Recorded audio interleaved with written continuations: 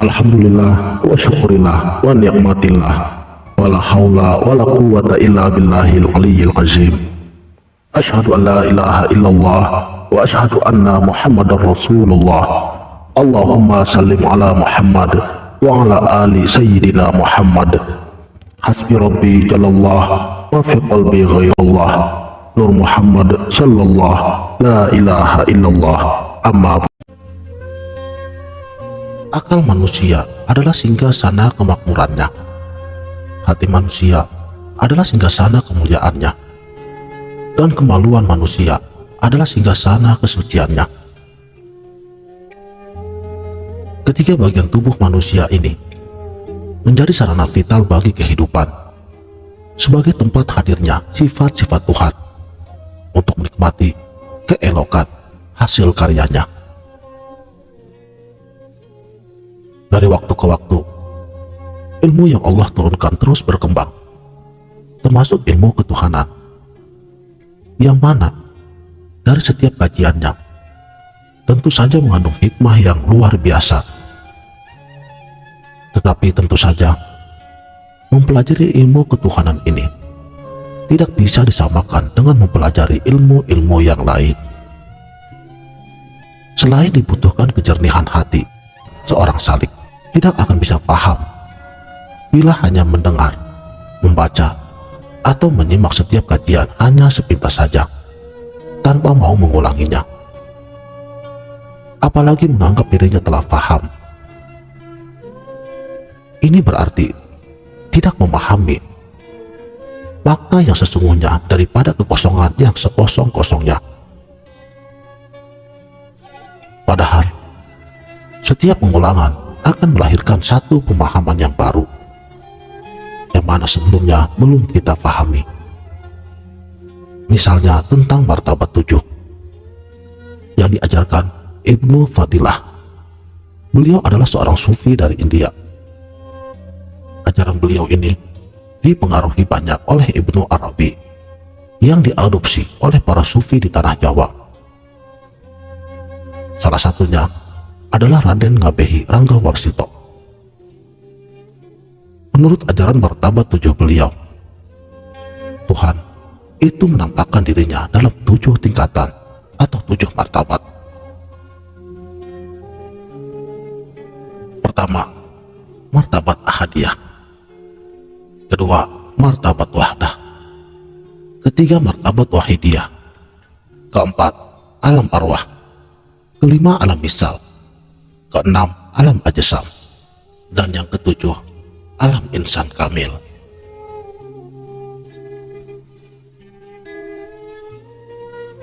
Yang pertama ialah martabat ahadiyah. Ini adalah martabat tertinggi ketuhanan. Di sini, Tuhan digambarkan sebagai zat yang tidak bisa disebut dengan apapun. Inilah Tuhan yang sejati bagi manusia. Tidak pandang bangsa dan juga agama.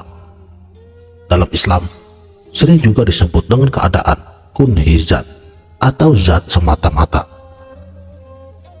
Para sufi Jawa yang banyak dipengaruhi oleh filsafat, mereka menyebutkan dengan istilah aku. Pada keadaan ini, tidak ada sesuatu selain daripada zat Tuhan. Tidak ada sifat, nama, ataupun perbuatan.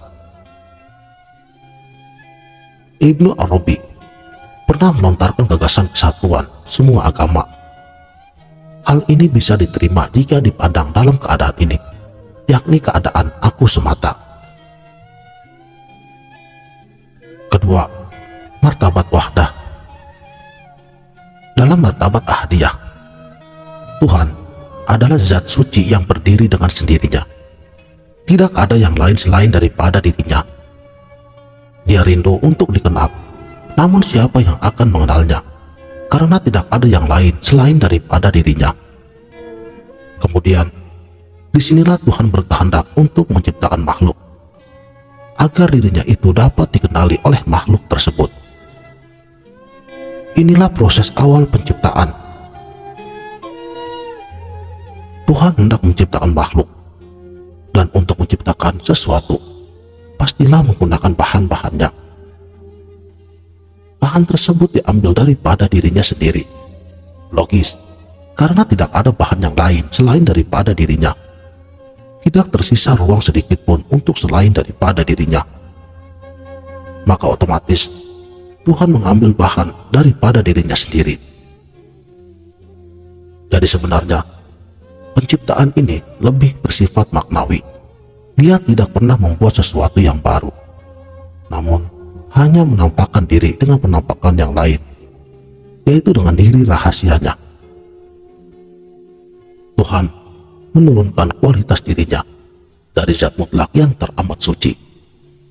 Penurunan ini hanya sekedar ungkapan yang bermakna simbolis, sama halnya dengan air laut yang menampakkan dirinya dengan penampakan lain berupa gelombang. Sebenarnya tidak ada bedanya antara laut dan gelombang. Keduanya adalah satu juga. Inilah martabat Tuhan yang kedua, yakni martabat wahdah. Dia sudah melakukan proses penciptaan yang pertama.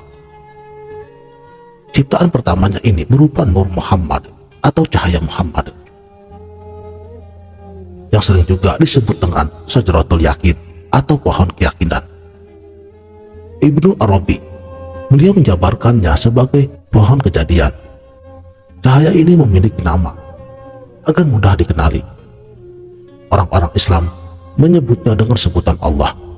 Allah Subhanahu wa Ta'ala berfirman, Allah adalah cahaya langit dan bumi. Nur Muhammad itu bukan Tuhan, tetapi juga bukan makhluk. Ia ada di tengah-tengah antara keduanya.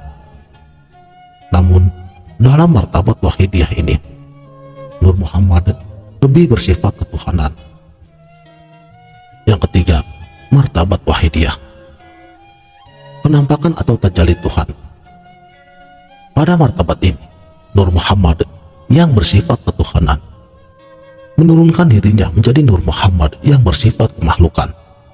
Maka cahaya ini tidak lagi sebagai Tuhan, namun sebagai makhluk yang masih berupa satu kesatuan cahaya. Disinilah terjadinya proses penciptaan, sebagaimana yang digambarkan oleh Ibnu Arabi dalam pohon kejadian yang tidak pernah putus mengalir. Benih tersebut berasal dari cahaya yang satu, dan cahaya yang satu tersebut berasal daripada zatnya. Jadi jelaslah, benih-benih kejadian berasal daripada cahaya Tuhan. Setiap penciptaan berasal darinya. Setiap gerakan, setiap tindakan, setiap perkataan, pemikiran, dan juga angan-angan, semuanya bermula daripada benih tersebut. Tidak ada satupun gerak dari makhluk yang lepas daripada benih tersebut. Dalam martabat ini pula, Tuhan melahirkan kehendaknya. Kehendak atau iroda tersebut Dia salurkan dalam setiap benih kejadian. Tumbuhlah benih tersebut menjadi akar yang menjalar ke bawah. Akar atau kehendak Tuhan inilah yang menjadi pondasi setiap ciptaannya. Maka segala sesuatu itu memiliki akar kejadian, yakni berada di bawah kendali Tuhan, dan terjadi itu pun atas kehendaknya. Kehendak Tuhan merupakan ketetapan yang pasti. Tuhan menyimpan takdir tersebut di suatu tempat yang tersembunyi, hingga tidak ada satupun yang mengetahuinya, kecuali orang-orang tertentu yang Dia beri kekuasaan untuk mengetahuinya. Sebagaimana firman-Nya, sesungguhnya Allah memiliki takdir, ketetapannya terhadap segala sesuatu. Jadi dengan takdir inilah benih tersebut tumbuh ke atas menjadi batang. Batang tersebut kemudian tumbuh. Kemudian batang tersebut mampu tumbuh ke atas karena memiliki kemampuan atau kudrat yang berasal daripada kudratnya. Semakin tinggi batang itu naik hingga bercabang. Inilah sifat makhluk sejati, yakni bercabang menjadi dua yang saling berpasangan. Tuhan membuat keadaan makhluk menjadi berpasangan sebagai tanda kekuasaan atau kebesarannya. Dia memerintahkan agar manusia mengenali dua sifat yang saling berlawanan ini. Manusia yang masih mengagungkan salah satu daripada sifat pasangan dan mengesampingkan sifat lainnya, kemungkinan akan tersesat, sebab kedua-duanya berasal darinya. Inilah martabat yang bersifat pemakhlukan, namun masih menjadi satu dan belum terpisah-pisah. Semua kejadian makhluk masih berbentuk konsep yang tersimpan rapi dan terjadi di sisinya. Keempat, alam arwah. Konsep atau skenario Tuhan tidak akan berwujud nyata jika tidak dimasukkan dalam suatu wadah. Proses penampakan atau tajalli diri rahasia Tuhan adalah menciptakan wahana bagi kehendak-kehendaknya. Dalam martabat ini, Tuhan menciptakan makhluk yang sangat halus, yakni ruh. Ruh adalah sarana sebagai sumber kehidupan. Ruh ini berasal dari diri Tuhan. Yang kelima, alam misal. Keberadaan ruh sebagai sarana sumber kehidupan tidak akan berguna jika tidak ada sesuatu yang dia masuki. Makanya Tuhan menciptakan beberapa bentuk ciptaannya melalui proses penurunan diri. Dia mengambil Nur Muhammad sebagai bahannya. Maka inilah makhluk yang sejati, karena berasal daripada Nur Muhammad yang bersifat pemakhlukan dan tidak berasal langsung daripada zat Tuhan. Ciptaan dalam alam misal ini berupa makhluk-makhluk halus dan gaib, namun nyata bentuknya seperti malaikat, jin, setan, jiwa, iblis, surga dan neraka dan sebagainya. Ruh-ruh datang dan memasuki setiap bentuk gaib tersebut hingga hiduplah mereka. Keenam, alam ajsam. Bentuk-bentuk gaib pada alam misal masih dirasa kurang sempurna. Maka Tuhan kemudian menurunkan diri dalam penampakan terluar berupa benda-benda jasmani, dan terlihatlah beragam materi dengan segala pernak-perniknya. Ini adalah hijab atau dinding penghalang yang paling besar untuk melihat Tuhan, karena dalam setiap materi tersebut dibungkus dengan syahwat. Makanya kebanyakan dari kita akan tertipu dan sulit untuk kembali ke asal usul diri kita apabila kita masih terlena oleh penampakan fisik semata.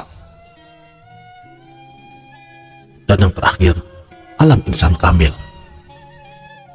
Pada akhirnya Tuhan menurunkan sifat-sifatnya kepada manusia sempurna sebagai gambaran dirinya yang sempurna.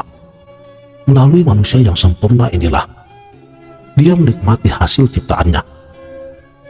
Makanya manusia itu dibekali oleh akal dan hati sebagai sarana untuk kehadiran Tuhan di dalam jiwanya. Kelebihan utama manusia dibanding dengan makhluk Allah yang lainnya adalah kemampuan untuk menampung kehadiran Tuhan hingga menjadi wakilnya, khalifah bagi Allah. Melalui manusia yang sempurna inilah harapannya untuk mengenal dan dikenal akan terlaksana. Sekianlah, mudah-mudahan video ini dapat bermanfaat. Wabillahi taufiq wal hidayah. Wassalamualaikum warahmatullahi wabarakatuh.